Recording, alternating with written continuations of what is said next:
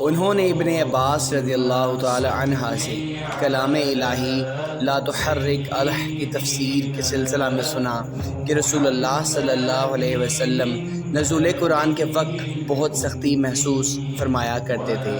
اس کی علامتوں میں سے ایک یہ تھی کہ یاد کرنے کے لیے آپ اپنے ہونٹوں کو ہلاتے تھے۔ ابن عباس رضی اللہ تعالی عنہ نے کہا، میں اپنے ہونٹ ہلاتا ہوں جس طرح آپ ہلاتے تھے۔ سعید کہتے ہیں کہ میں بھی اپنے ہونٹ ہلاتا ہوں جس طرح ابن عباس رضی اللہ تعالی عنہ کو میں نے ہلاتے دیکھا۔ پھر انہوں نے اپنے ہونٹ ہلائے۔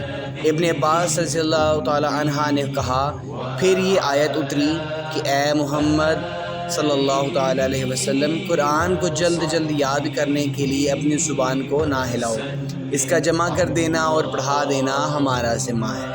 حضرت ابن عباس رضی اللہ تعالی عنہ کہتے ہیں، یعنی قرآن آپ صلی اللہ تعالی علیہ وسلم کے دل میں جمع دینا اور پڑھا دینا ہمارے ذمہ ہے۔ جب ہم پڑھ چکے ہیں تو اسے پڑھے ہوئے کی اتباع کرو۔